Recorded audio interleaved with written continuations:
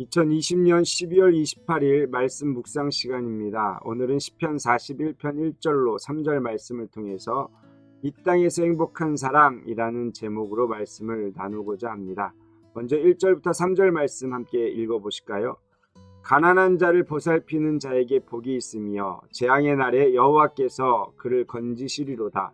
여호와께서 그를 지키사 살게 하시리니 그가 이 세상에서 복을 받을 것이라. 주여 그를 그 원수들의 뜻에 맡기지 마소서. 여호와께서 그를 병상에서 붙드시고 그가 누워 있을 때마다 그의 병을 고쳐 주시나이다. 아멘. 복이 있는 자, 이 땅에서 행복한 사람을 이야기하는데요. 그 사람이 어떤 사람인가? 가난한 자를 보살피는 자라고 1절에 기록되어져 있습니다. 여러분 시편 1편 1절에 보면 복 있는 사람은 이라고 시작을 하지 않습니까? 아쉬레라는 단어인데요. 이 시편 1편과 시편 41편은 동일하게 아쉬레로 시작을 하게 되는 것을 봅니다. 오늘 우리 본문 가운데는 복이 있으며가 뒤에 나와 있지만 원문상에는 앞에 먼저 전제로 깔려 있는 것을 보게 되는 것이죠. 특별히 여러분 시편은요 1권부터 5권까지 있다고 말씀을 드렸습니다. 그 중에 1권이 1편부터 41편까지인데 이 1편과 41편의 동일한 아쉬레를 시작함을 통해서 1권 전체가 하나의 주제임을 말씀해주고 있는 듯합니다. 그래서 그 큰 주제는 누가 복이 있는 자이며 어떻게 하는 것이 복된 삶인지를 가르쳐주는 말씀이 시편 1권 전체의 내용이라고 할 수가 있겠습니다. 그런데 1편과 41편에 다른 점이 있습니다.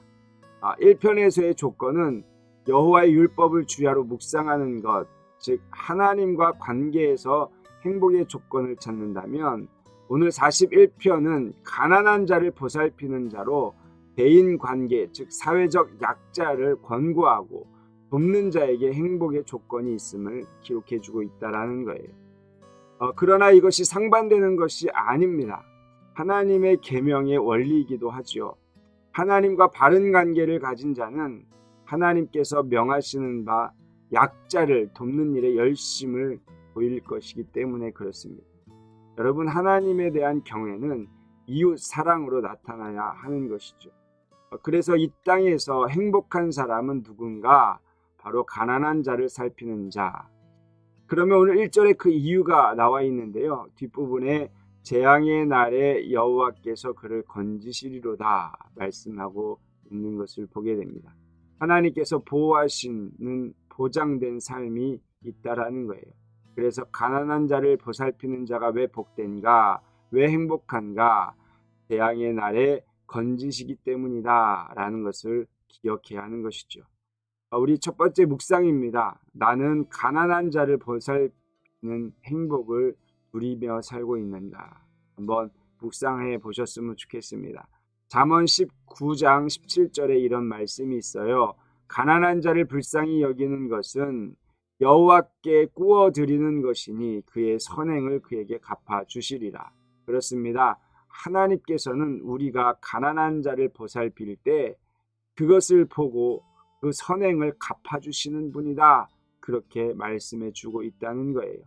저와 여러분들 한 해를 돌아보면서 얼마나 가난한 자를 보살폈는지 그것을 통해 얼마나 많은 행복을 누렸는지 한번 묵상하는 시간이 되었으면 좋겠습니다. 두 번째는요. 가난한 자를 보살피는 자 2절 말씀을 보시면 먼저 읽어볼까요? 여호와께서 그를 지키사 살게 하시리니 그가 이 세상에서 복을 받을 것이라. 주여 그를 그 원수들의 뜻에 맡기지 마소서. 앞서서는 어려움에서 구조하셨다라고 이야기했다면 이제는 그의 삶 전 영역을 감찰하시고 필요한 것들을 충족시켜 주시겠다라고 말씀해 주고 있는 거예요. 즉 그의 삶을 지켜보고 보존하고 채워주시기 때문에 이 땅에서 사는 삶이 행복하다라고 말하는 것이죠. 그래서 가난한 자를 보살피는 자, 왜 이 땅에서 행복한가? 바로 지키시고 살게 하시기 때문에 라는 거예요. 두 번째 묵상입니다. 여러분 나는 원수들이 가득한 이 땅에 살면서 지키시고 보호하시며 채워주시는 하나님의 손길을 누리며 살고 있습니까? 우리의 삶을 한번 기억해 보시고 이 시간을 통해서 하나님, 내가 가난한 자를 돌봄을 통해서 하나님께서 지키시고 보호하시고 채우시는 은혜 속에서 이 땅에 살면서 참 행복을 누리게 해달라는 고백이 저와 여러분 가운데 있기를 소망합니다. 세 번째입니다. 가난한 자를 보살피는 자는 어떤 이유에서 행복한 사람인가? 3절을 보실까요? 여호와께서 그를 병상에서 붙드시고 그가 누워있을 때마다 그의 병을 고쳐주시기 때문이다. 그렇습니다. 다윗은 이렇게 고백을 해요. 붙드셨다, 그리고 고쳐주셨다. 즉 붙드시고 고쳐주셨기 때문에 하나님께서 나를 행복한 사람으로 만들어주셨다라고 말씀하고 있는 것이죠.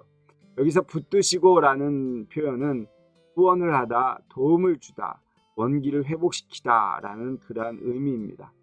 즉 이웃사랑의 계명을 실천하는 자는 어떤 질병이나 곤경에 처한다 할지라도 하나님께서 그에게 은혜를 베풀어 주셔서 원기를 회복시켜 주신다는 약속의 말씀이고요.